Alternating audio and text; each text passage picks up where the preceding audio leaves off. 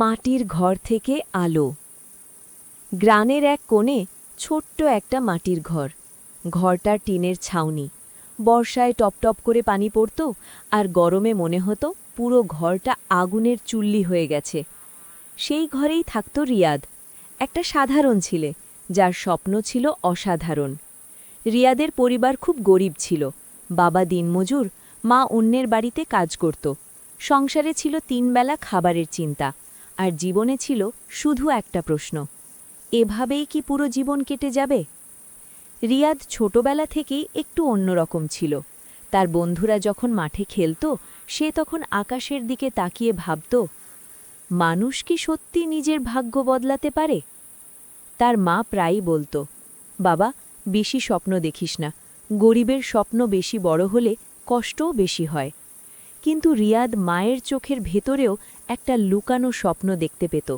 সেই স্বপ্ন ছিল তার ছেলে একদিন মানুষ হবে, বড়লোক না হোক, অন্তত এমন একজন হবে যাকে দেখে কেউ করুণা করবে না।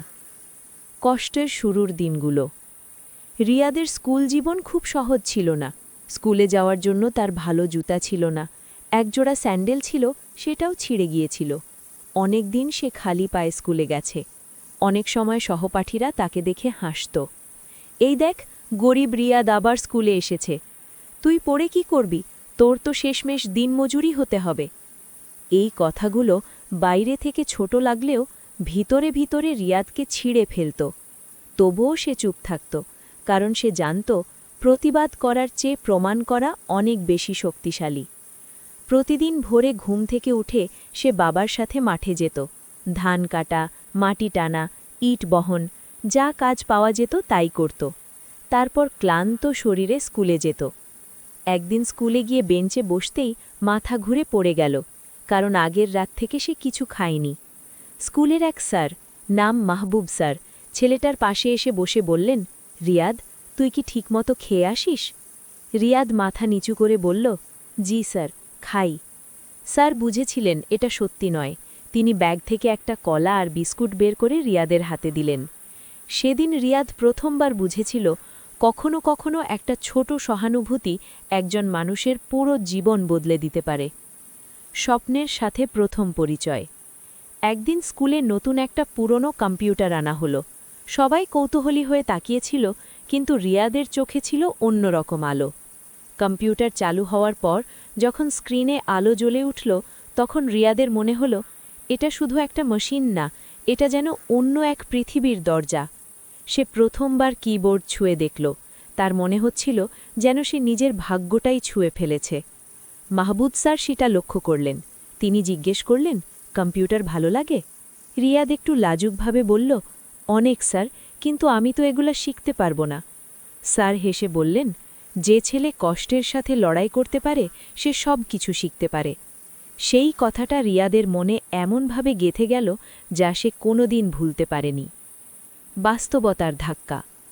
এসএসসি পরীক্ষার পর রিয়াদ খুব ভালো রেজাল্ট করল। গ্রামের সবাই অবাক। যে ছেলেটাকে সবাই একসময় তুচ্ছ করত, সেই ছেলেই এখন সবার মুখে মুখে। কিন্তু ভালো রেজাল্ট মানেই তো সব শেষ না। এবার সামনে এলো আসল প্রশ্ন, কলেজে ভর্তি হওয়ার টাকা কোথায়?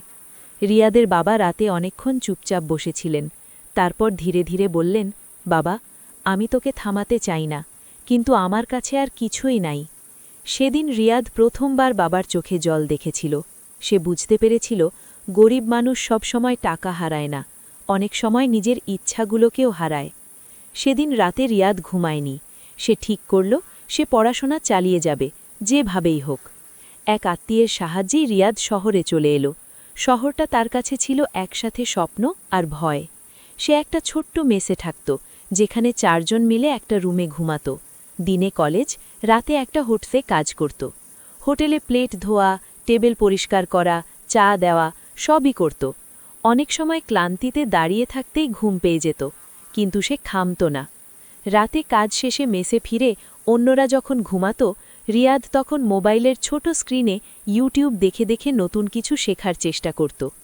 একদিন সে জানতে পারল মানুষ অনলাইনে কাজ করে টাকা আয় করতে পারে।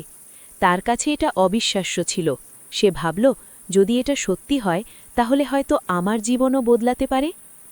ব্যর্থতার পর ব্যর্থতা।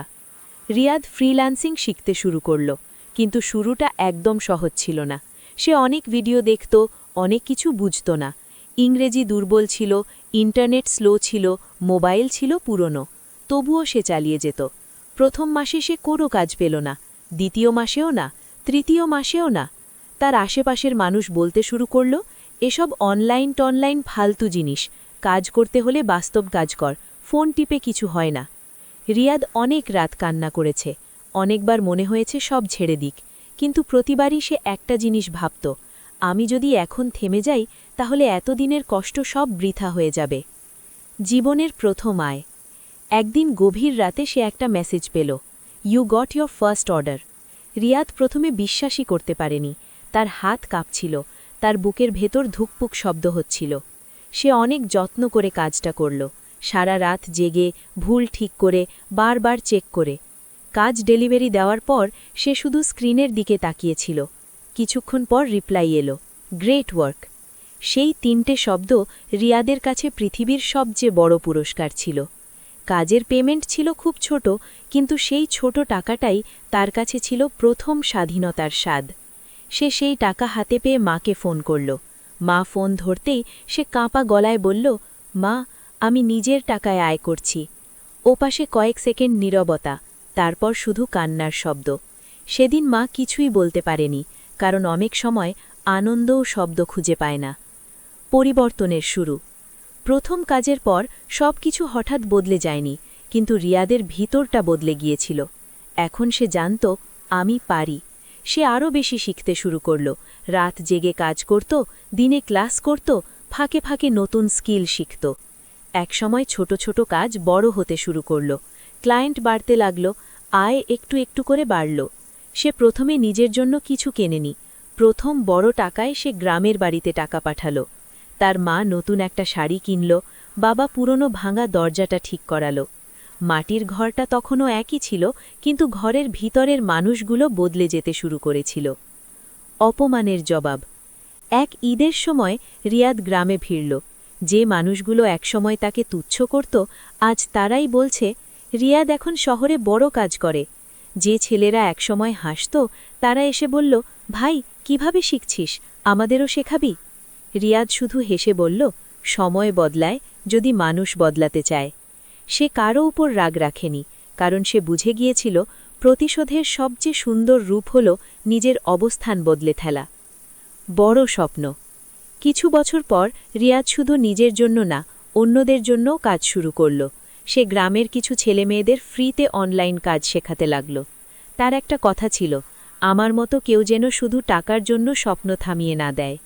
সে একটা ছোট্ট ট্রেনিং সেন্টার খুলল। সেখানে পুরনো কয়েকটা কম্পিউটার, কয়েকটা চেয়ার আর অনেক বড় বড় স্বপ্ন ছিল। প্রথম দিন মাত্র 3 জন ছাত্র এসেছিল, কিন্তু রিয়াদ জানত, বড় কিছু সব সময় ছোট থেকেই শুরু হয়। মাটির ঘরের সামনে দাঁড়িয়ে। একদিন অনেক বছর পর রিয়াদ তার পুরনো মাটির ঘরের সামনে দাঁড়িয়েছিল। সেই একই উঠান, একই গাছ, একই বাতাস, কিন্তু আজ সব কিছু অন্যরকম লাগছিল। সে দেয়ালে হাত রেখে চুপচাপ দাঁড়িয়েছিল। তার মনে পড়ছিল ভাঙা স্যান্ডেল, খালি পেট, অপমান, রাত জাগা কষ্ট, প্রথম অর্ডার, মায়ের কান্না। সব কিছু যেন একটা সিনেমার মতো সামনে ভেসে উঠছিল। তার মা পাশে এসে বললেন, দেখছিস, তুই পারছিস। রিয়াদ মুচকি হেসে বলল, মা, আমি না, তোমার দোয়া পারছে। মা তার মাথায় হাত রেখে বললেন, না বাবা, দোয়া সবাই পায়, কিন্তু লড়াই করার সাহস সবাই পায় না। সেদিন রিয়াদ আকাশের দিকে তাকিয়ে একটা জিনিস খুব গভীরভাবে অনুভব করেছিল। জীবন কখনো সহজ হয় না, কিন্তু মানুষ শক্ত হয়ে গেলে কঠিন জীবনও হার মেনে যায়। গল্পের আসল মানে। রিয়াদের গল্প কোনো সিনেমার গল্প না, এটা এমন হাজারো মানুষের গল্প যারা প্রতিদিন কষ্টের সাথে লড়াই করে, যারা হয়তো আজকে খুব নিচে আছে, কিন্তু ভিতরে ভিতরে একটা আগুন নিয়ে বেঁচে আছে। এই গল্পটা শুধু সফল হওয়ার গল্প না, এটা না হারা মানুষের গল্প। কারণ সত্যি কথা হলো, জীবনে জেতার আগে মানুষকে অনেকবার হারতে হয়, কিন্তু যে মানুষটা হার মানে না, শেষমেশ জেতে সেই। শেষ কথা, আজ যদি তোমার অবস্থা খারাপ হয়, যদি মানুষ তোমাকে ছোট করে, যদি তোমার হাতে টাকা না থাকে, যদি তোমার পাশে কেউ না থাকে, তবুও একটা কথা মনে রেখো, শুরুটা ছোট হতে পারে, কিন্তু শেষটা ছোট হবে এমন কোনো নিয়ম নেই। একদিন তুমি যখন পিছনে ফিরে তাকাবে, তখন বুঝবে আজকের এই কষ্ট, এই অপমান, এই না পারা, এই কান্না সবকিছুই তোমাকে তোমার সবচেয়ে শক্তিশালী সংস্করণে পরিণত করার জন্যই ছিল। কারণ আলোয় পৌঁছানো মানুষগুলো সবসময় আলোতে জন্মায় না, অনেকেই অন্ধকার ভেদ করে আলো বানায়।